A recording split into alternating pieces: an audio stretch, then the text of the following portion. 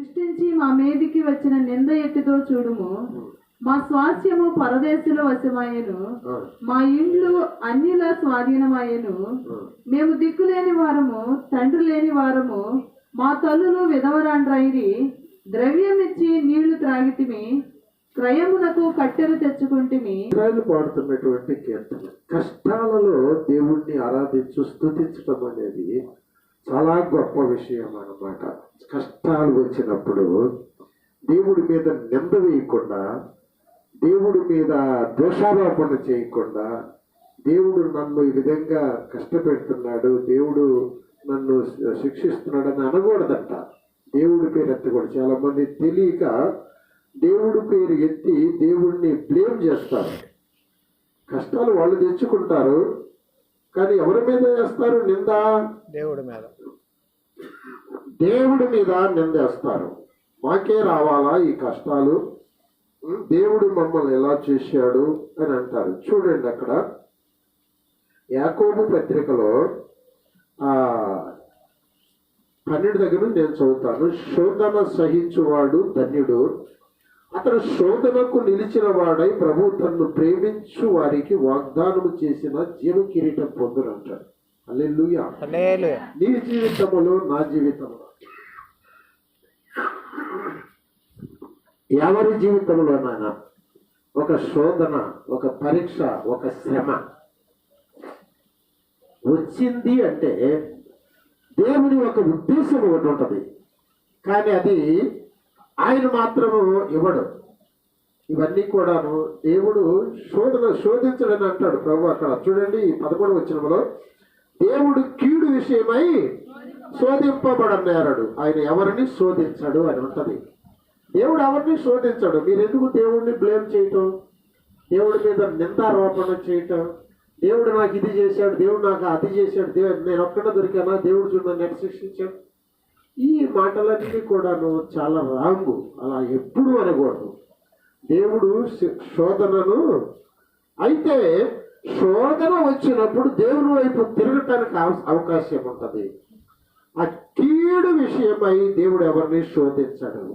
అయితే నీకు ఒక మేలు చేయాలని, నీకు ఒక జీవ కిరీటం ఇవ్వాలని, నీకు వాగ్దానం ఇవ్వాలని దేవుడు పరీక్ష చేస్తాడు. నేను పరీక్ష, శోధన, అలాగే శ్రమ. ఇలాంటప్పుడు దేవుణ్ణి స్తుతించటము అనేది కొత్త కీర్తన నా దృష్టిలో. ఎవరైనా ఎప్పుడైనా ఇలా ప్రార్థన చేశారా?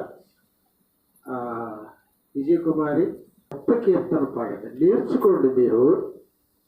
ఓ హల్లెలూయా. యోబు కొత్త కీర్తన పాడాడండి.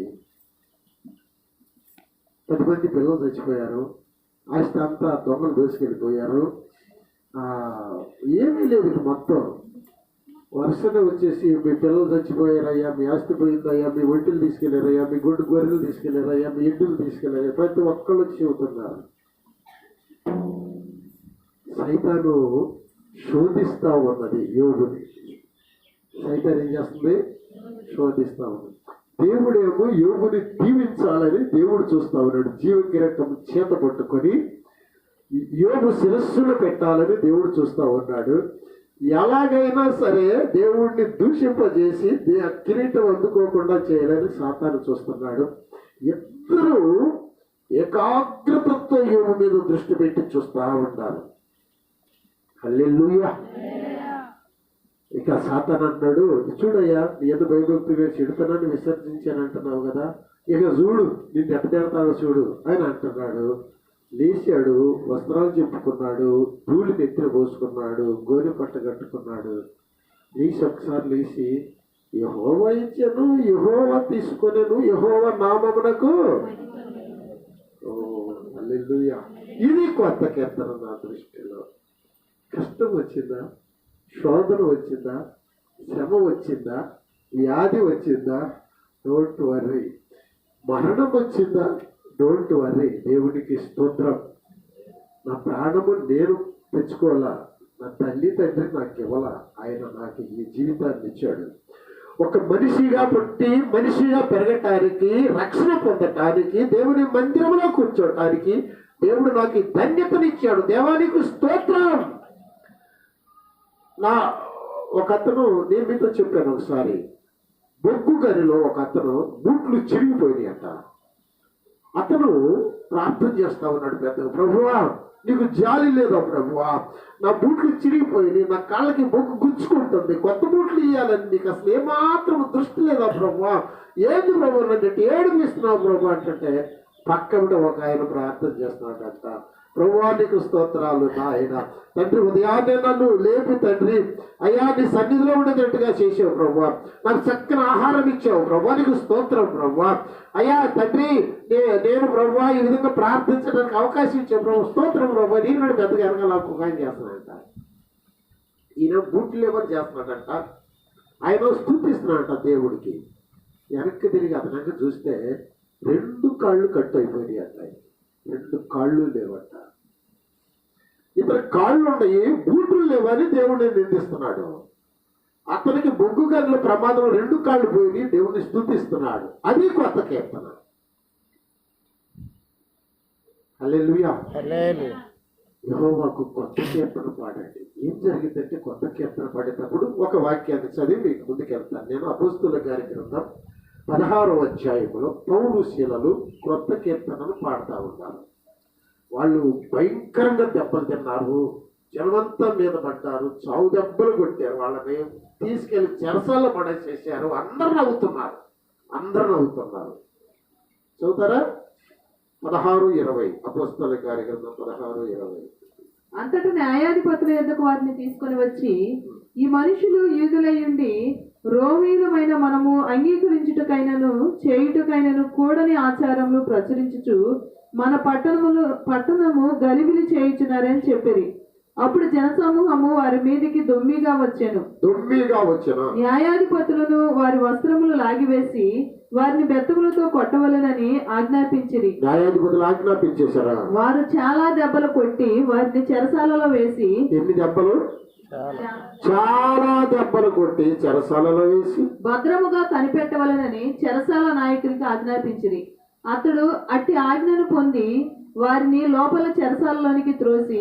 ఎవరు కొట్టేది దెబ్బలు? మళ్ళీ చదవమాట.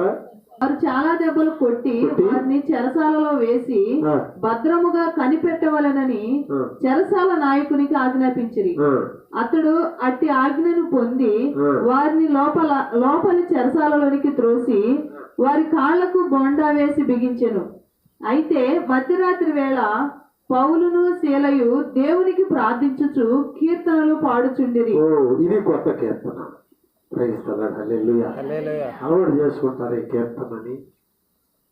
ఓ పక్క తిడతా ఉంటే సంతోషంగా నీకు స్తోత్రం ప్రభు వాళ్ళు తిడుతున్నారు ప్రభు, తలకాయ నొప్పి వచ్చి స్తోత్రం ప్రభు, నాకు తలకాయ నొప్పి వచ్చింది ప్రభు నీకు స్తోత్రం ప్రభు, బీపీ వస్తే తండ్రి నీకు స్తోత్రం, నాకు బీపీ ఇచ్చావు ప్రభు స్తోత్రం. కొత్త కీర్తన. కాలు ఇరిగింది ప్రభు నీకు స్తోత్రం ప్రభు, తలకాయ బాగలేదు నీకు స్తోత్రం ప్రభు, కాలు ఒకటే ఇరిగిపోయింది ప్రభు నీకు స్తోత్రం ప్రభు, తలకాయ పగిలితే చచ్చిపోవడం కదా ప్రభు, బతికించావు కాలు ఒకటే ఇరిగిపోయింది ప్రభు నీకు స్తోత్రం ప్రభు. ఇది కొత్త కీర్తన. హల్లెలూయా. కొత్తను పుట్టించను, ఒక ఆహ్వానం, రండి ఆయనకు కొత్త కీర్తన పాడదాం రండి అంటాడు. నిర్గమకాండం 2వ అధ్యాయంలో ఒక మాట చదువుతాను, 23-24 వచనాలు సహాయం చేయి. అలాగూ అనేక దినములు జరిగిన మీదట ఐగుప్తు రాజు చనిపోయెను. ఇశ్రాయేలీయులు తాము చేయించిన వెట్టి పనులను బట్టి నిట్టూర్పులు విడుచుచు మొరపెట్టుచుండగా తమ వెట్టి పనులను బట్టి వారు పెట్టిన మొర దేవుని యొద్దకు చేరెను. కాగా దేవుడు వారి మూలుగులను విని అబ్రహాము, ఇస్సాకు, యాకోబులతో తాను చేసిన నిబంధనను జ్ఞాపకము చేసుకొనెను. దేవుడు ఇశ్రాయేలీయులను చూచెను, దేవుడు వారి యందు లక్ష్యముంచెను. 7వ వచనం చదువు. 2:7. అప్పుడు వాని అక్క ఫరో కుమార్తెతో 2:7 నిర్గమకాండం 2:17 అనుకుంటాను. చదువు తల్లి. 17. మరియు యెహోవా ఇట్లా నేను ఐగుప్తులోనున్న నా ప్రజల బాధను నిశ్చయముగా చూచితిని. పనులలో తమ్మును కష్టపెట్టు వారిని బట్టి వారు పెట్టిన మొరను వింటిని. వారి దుఃఖములు నాకు తెలిసే ఉన్నవి.